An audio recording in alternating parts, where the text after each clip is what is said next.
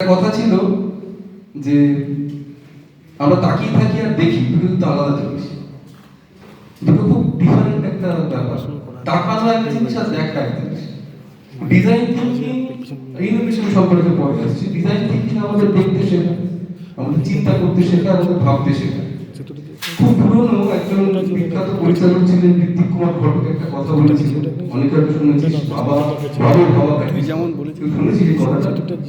ভাবনাটা একটা প্র্যাকটিসের জিনিস, যেরকম আমরা পড়াশোনা করার জন্য প্র্যাকটিস করি, ম্যাথামেটিক্স প্র্যাকটিস করি, খেলতে যাই, ফুটবল, ক্রিকেট বা থিয়েটার, যা যা যে কোনো জিনিস প্র্যাকটিস করতে হয়, সেরকম ভাবনাটাও প্র্যাকটিস করতে হয়।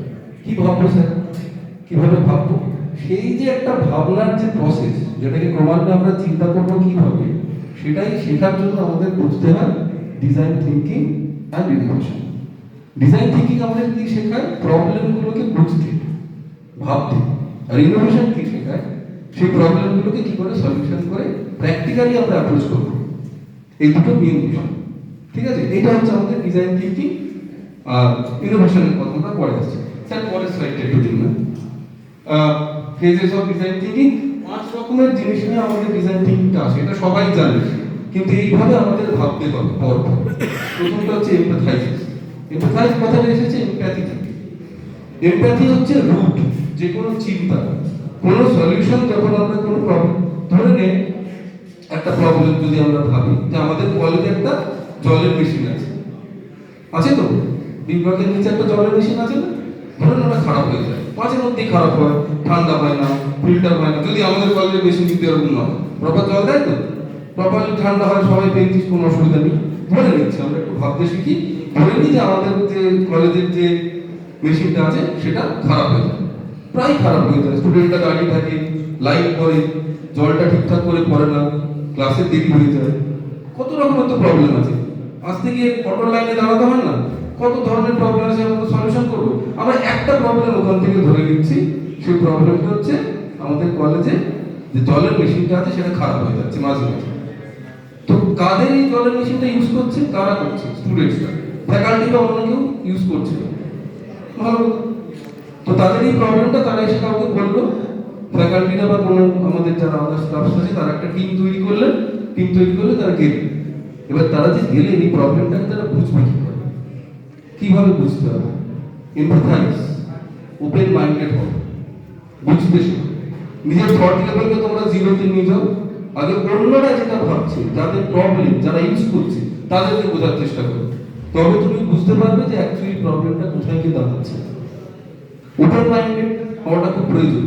যারা ডিজাইন থিঙ্কার হবে তোমাদের মধ্যে পরবর্তীকালে, অনেক বড় বড় ডিজাইন থিঙ্কার হতে পারো, হবে আমি জানি, তাদের প্রথমে হতে হবে ইগোটাকে সরিয়ে দাও নিজের মধ্যে থেকে। খুব ডিফিকাল্ট কাজ, সুপার ইগো খুব গন্ডগোল করে দেয় আমাদেরকে। ইগোটাকে আগে সরিয়ে দাও, আগে ভাবতে শেখো যে প্রবলেমটা ফেস করছে তার অ্যাকচুয়াল প্রবলেমটা কি, তার জায়গায় নিজেকে নিয়ে গিয়ে দেখো।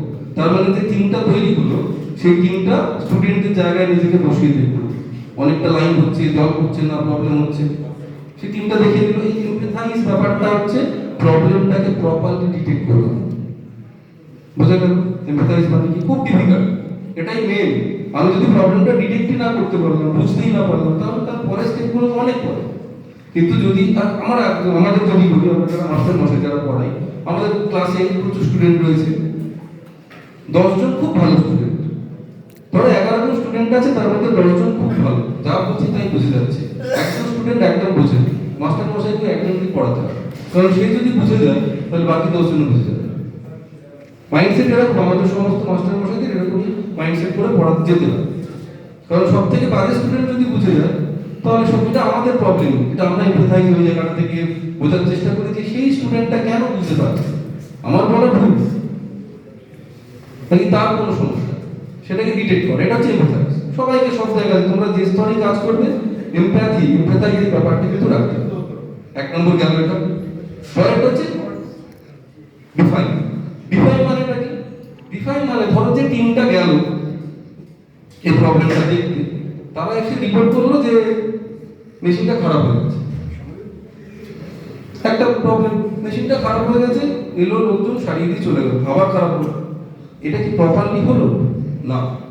তার মানে যে টিমটা গেল তাকে প্রপার ভাবে ব্যাপারটাকে বুঝতে হবে। সমস্যাটা কি কারণে হচ্ছে সেটা যদি বুঝতে নাও পারে, কি কি বিষয়